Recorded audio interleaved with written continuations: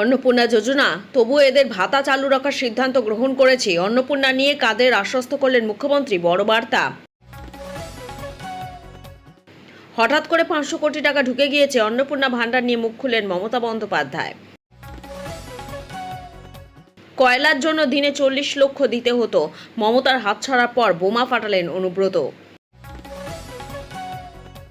শুরু হতে চলেছে আবেদন, যুবশক্তি 3000 টাকা পেতে এই কাগজ দেখাতেই হবে।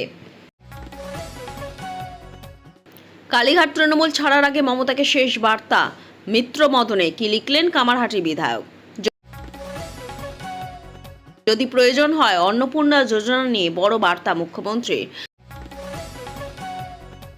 মানুষের কাছে করজোড়ে ক্ষমা চেয়ে নিচ্ছি, মমতা বন্দ্যোপাধ্যায়। অর্ডারের 10 মিনিটেই ঘরে পৌঁছে যাবে রান্নার গ্যাস, দেশে শুরু অন ডিমান্ড সিলিন্ডার ডেলিভারি। সরকারি সুবিধা মিলবে না, যেতে পারে চাকরিও, বহুবিবাহে করা বিজেপি সরকার। অভিষেকের জন্যই জেলে গেলাম, ওর জন্যই শেষ মমতা, বললেন অনুব্রত মণ্ডল, কড়া ভাষায় আক্রমণ করলেন। কালীঘাট তৃণমূলে 21শে জুলাই কোথায় হবে, বড় নির্দেশ দিল কলকাতা হাইকোর্ট। কলকাতার কোন জায়গায়? আর দুদিন দেরি হলে মৃত্যু হতে পারে, সোনম ওয়াংচুককে বাঁচাতে দিল্লি হাইকোর্টে জরুরি আবেদন। পুলিশ পুরোপুরি বিজেপির দলদাস, হুমায়ুন কবিরকে ফের জিজ্ঞাসাবাদ রেজিনগর থানায়, একই দিনে বাড়িতে গেল নোটিশ। হালাল নয়, ঝটকা মাংসের দোকান খুললে মিলবে নগদ 10,000 টাকা, বড় ঘোষণা বিধায়কের। মহিলার পরকীয়ার কথা স্বামীকে জানিয়ে দেওয়ায় খুন, প্রেমিককে ফাঁসির সাজা চুঁচুড়া আদালতের। আটকে থাকা 82,000 কোটির উন্নয়ন প্রকল্পে আসছে গতি, 125 দিনের কাজে মজুরি বৃদ্ধি। প্রমাণ করে দেব আপনার টিমের 10 জনের 8 জন চোর, মমতাকে চ্যালেঞ্জ মদনের। এতক্ষণ শুনছিলেন সংবাদ শিরোনাম, এবার আসছে বিস্তারিত খবরে। ভিডিওটি ভালো লাগলে লাইক করুন এবং আমাদের ইউটিউব চ্যানেলটি সাবস্ক্রাইব করুন। মানুষের কাছে করজোড়ে ক্ষমা চেয়ে নিচ্ছি, মমতা বন্দ্যোপাধ্যায়। দলের অনেক বড় বড় নেতা, বিশ্বস্ত নেতা একে একে আগেই চলে গেছেন, ভাঙন পর্ব এখনো জারি। 21শে জুলাই আগে কালীঘাট তৃণমূল ফের একবার বড় ধাক্কা খেল। এবার ঋতব্রত তৃণমূলে যোগ দিলেন মমতা বন্দ্যোপাধ্যায়, দীর্ঘদিনের রাজনৈতিক সহযোগিতা মদন মিত্র। এই আবহে এদিন সোশ্যাল মিডিয়ায় বড় বার্তা দিলেন মমতা। এদিন ফেসবুক লাইভে তিনি বলেন, আমাদেরও অনেক শিক্ষা হয়েছে, আমি মানুষের কাছে করজোড়ে ক্ষমা চেয়ে নিচ্ছি বেঈমানদের জন্য। আমাদের সিম্বলে তাদের আপনারা জিতিয়েছেন, আমরা দুঃখিত, ক্ষমা প্রার্থী। এদের অনেকের অনেক লাগেজ ব্যাগেজ আছে, আগে কেউ আমাদের কোনো রিপোর্ট করেনি। আমি যার সম্বন্ধে জেনেছি আমি কিন্তু অ্যাকশন নিয়েছি, কিন্তু যেটা আমার অজানা, এখন সেই অজানা সত্যিগুলো কোথাও কোথাও জানতে পেরেছি। সেই ভয় মনে রাখবেন।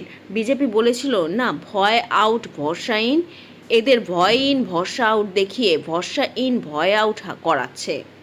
যাদের লাগেজ ব্যাগেজ প্যাকেজ আছে তারাই কিন্তু আজ বিজেপির কোলে দোলা খাচ্ছে।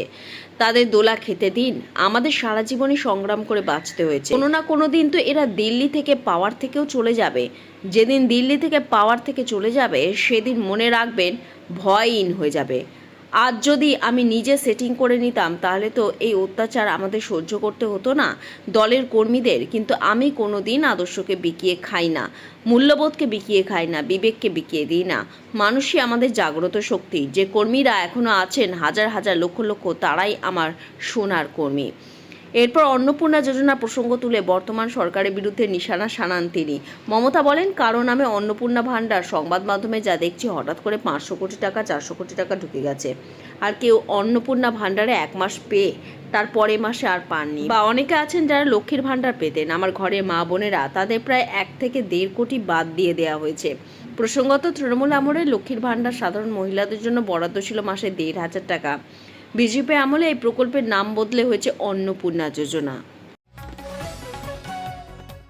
অভিষেকের জন্য জেলে গেলাম, ওর জন্য শেষ মমতা, বললেন অনুব্রত মণ্ডল। কড়া ভাষায় আক্রমণ করলেন। অভিষেক বন্দ্যোপাধ্যায়ের জন্যই জেলে যেতে হয়েছিল তাকে, এবার বিস্ফোরক মমতা বন্দ্যোপাধ্যায় শেষ হয়ে গেলেন বলেও দাবি করলেন তিনি। আগেই মমতা হাত ছেড়েছেন, অনুব্রত যোগ দিয়েছেন ঋতব্রত তৃণমূলে। দল যে জিতবে না তা তিনি আন্দাজ করেছিলেন, বলেন আগেই জানিয়েছিলেন অনুব্রত। আর এবার সরাসরি অভিষেকের বিরুদ্ধে ক্ষোভ উগরে দিলেন। তৃণমূলে বর্তমান পরিস্থিতির জন্য অভিষেককেই দায়ী করেছেন, পাশাপাশি সমালোচনা করলেন মমতারও। বুধবার মদনের শিবির বদল নিয়ে যখন সরগরম রাজ্য রাজনীতি, সেই আবহেই কার্যত বিস্ফোরণ ঘটালেন অনুব্রত। মমতার হাতছাড়া নিয়ে প্রশ্ন করলে বলেন, আমি জেলে গেলাম কেন, কার জন্য গেলাম? অভিষেক বন্দ্যোপাধ্যায়। কালীঘাট তৃণমূলে একাংশের দাবি ইটভাটার মমতার জন্য শিবির বদল করেছেন অনুব্রত, কিন্তু তার বক্তব্য ওসব বাজে কথা, আমি ওসবে ভয় পাই না, জানো না নাকি, জেগে ঘুমান। বিধানসভা নির্বাচনের পর মমতা অনুব্রতকে ফোন করেছিলেন বলে খবর। সেই নিয়ে তিনি বলেন, 4 বার ফোন করেছিলাম নির্বাচনে হারার পর। আমি বলেছিলাম, চোখে দেখো না, কানে দেখো তুমি। অভিষেকের জন্যই কি শেষ হয়ে গেলেন মমতা? মদনও যে চলে গেলেন। জবাবে কোনো রাগঢাক না করে অনুব্রত বলেন, ওর জন্যই শেষ হলো। হ্যাঁ, ওর জন্যই, কেউ থাকবে না। যদি প্রয়োজন হয় অন্নপূর্ণা যোজনা নিয়ে বড় বার্তা মুখ্যমন্ত্রী। অন্নপূর্ণা যোজনা ঘিরে রাজ্য জুড়ে আগ্রহ তুঙ্গে। ভেরিফিকেশন প্রক্রিয়া শেষ হওয়ার পরই লক্ষ লক্ষ উপভোক্তা কবে টাকা পাবেন সেদিকেই এখন নজর সকলে। এই পরিস্থিতিতে শুভেন্দু অধিকারী অন্নপূর্ণা যোজনা নিয়ে বার্তা দিয়েছেন। গত রবিবার তিনি বলেছেন, অন্নপূর্ণা যোজনার টাকা ঢুকেছে, গেল রব তোলার দরকার নেই, সবাই পাবেন। মুখ্যমন্ত্রী বলেন, কাউকে চিন্তা করার কোনো কারণ নেই। 500 টাকা লক্ষ্মীর ভাণ্ডার দিতে গিয়ে 9 মাস লাগিয়ে দিয়েছিল। 1,20,00,000 লোককে তো 1.5 মাসে দিয়ে দিয়েছি, বাকি যারা যোগ্য তারা পাবেন, অযোগ্য থাকলে বেরিয়ে যাবেন। ভেরিফিকেশনে 30 আগস্ট অবধি চলবে। প্রত্যেকটা বিধানসভায় গড়ে 35 থেকে 40 হাজার মহিলারা পেয়েছেন। বাকি যদি প্রয়োজন হয় আরও 2,000, 5,000, 7,000 প্রকৃত প্রাপক থেকে থাকেন পাবেন। সরকারি সূত্রের দাবি, প্রকল্পে কোনো অযোগ্য ব্যক্তি যাতে সুবিধা না পান সেই লক্ষ্যে ভেরিফিকেশন প্রক্রিয়ার উপর বিশেষ জোর দেওয়া হয়েছে। আবেদনকারীদের নথি, পরিচয় এবং অন্যান্য প্রয়োজনীয় তথ্য খতিয়ে দেখা হচ্ছে। যাদের তথ্য সঠিক বলে প্রমাণিত হবে তারাই প্রকল্পের সুবিধা পাবেন। একজনও প্রকৃত দিদি বোন অন্নপূর্ণা যোজনা থেকে বঞ্চিত হবেন না। ফলে দিন কয়েক আগেই আশ্বাস দিয়েছিলেন মুখ্যমন্ত্রী শুভেন্দু অধিকারী। গত শুক্রবার মুর্শিদাবাদের রেজিনগর সভায় তিনি বলেন, আমাদের বাজেট দেখবেন, আমাদের দিদি মা বোনদের অন্নপূর্ণা যোজনা আমরা ইতিমধ্যে 1,20,00,000 মা বোন দিদির অ্যাকাউন্টে দিয়েছি। এই প্রক্রিয়া 30 আগস্ট অবধি চলবে। ভেরিফিকেশন হবে, প্রত্যেক যোগ্য প্রাপক পাবেন, অযোগ্যরা বাতিল হবেন। একজন প্রকৃত দিদি বোন অন্নপূর্ণা যোজনা থেকে বঞ্চিত হবেন না। আপনারা শুনলে খুশি হবেন, এই জেলায় 15 লক্ষ দিদি এবং বোন আবেদন করেছিলেন।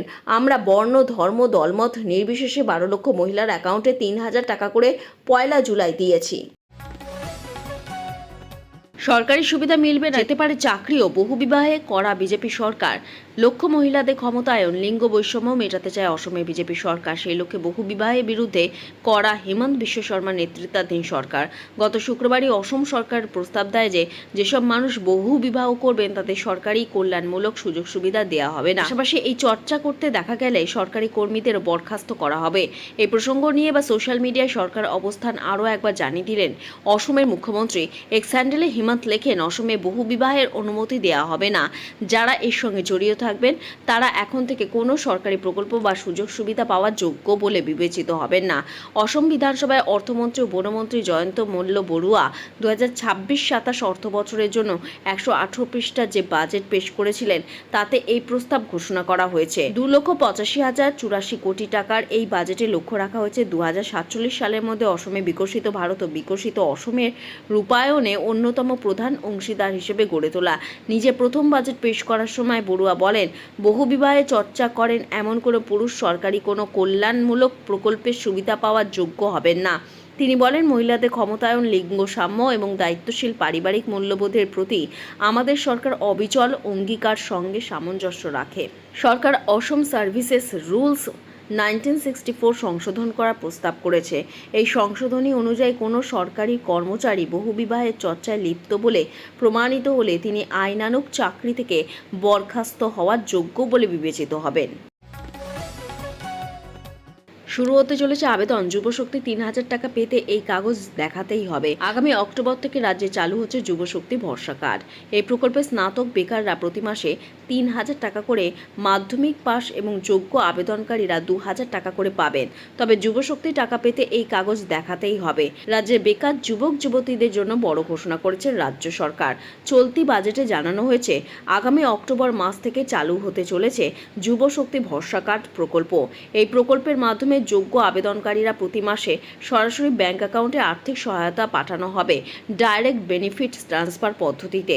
সরকারি ঘোষণায় জানানো হয়েছে, স্নাতক বেকার যুবক যুবতীরা মাসে 3,000 টাকা এবং ন্যূনতম মাধ্যমিক পাস কিন্তু স্নাতক নন এমন যোগ্য আবেদনকারীরা মাসে 2,000 টাকা করে পাবেন। কর্মসংস্থানের সুযোগ তৈরি না হওয়া পর্যন্ত বেকার যুবক যুবতীদের আর্থিকভাবে কিছুটা স্বস্তি দিতে এই প্রকল্প চালু করা হচ্ছে বলে সরকারের দাবি। কারা আবেদন করতে পারবেন? সরকারি তথ্য অনুযায়ী যুবশক্তি ভরসা কার্ড প্রকল্পে আবেদন করতে হলে আবেদনকারীর বয়স 21 থেকে 40 বছরের মধ্যে হতে হবে। পাশাপাশি আবেদনকারীকে রাজ্যের স্থায়ী বাসিন্দা হতে হবে, নির্ধারিত শিক্ষাগত যোগ্যতা পূরণ করতে হবে। প্রকল্পে বিস্তারিত নির্দেশিকা এবং আবেদন প্রক্রিয়া সরকার পৃথকভাবে প্রকাশ করবে। অক্টোবর থেকে শুরু আর্থিক সহায়তা। রাজ্য বাজেটে জানানো হয়েছে, আগামী অক্টোবর মাস থেকে যুবশক্তি ভরসা কার্ড প্রকল্পের আওতায় আর্থিক সহায়তা প্রদান শুরু হবে। আবেদন গ্রহণ, যাচাই এবং কার্ড বিতরণ সংক্রান্ত সূচি সরকার শীঘ্রই প্রকাশ করতে পারে বলে আশা করা হচ্ছে।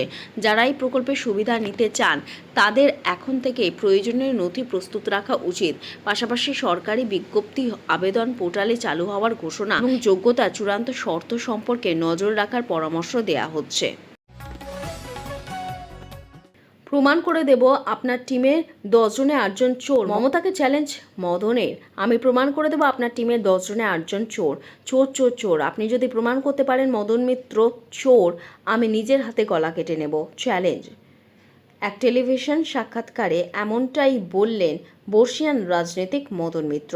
মমতা বন্দ্যোপাধ্যায় সপরিবারে ইডির তলবের পর মঙ্গলবার রাতে ঋতব্রত তৃণমূলের সঙ্গে যোগাযোগ। রাত পোহালেই কালীঘাটে তৃণমূল ছাড়েন কামারহাটি বিধায়ক। সাংবাদিকের তরফে প্রশ্ন করা হয়, 10 জনে 8 জন চোর বলছো, সে তো দেখবে ঋতব্রত শিবিরে তোমার পাশের চেয়ারে বসছে।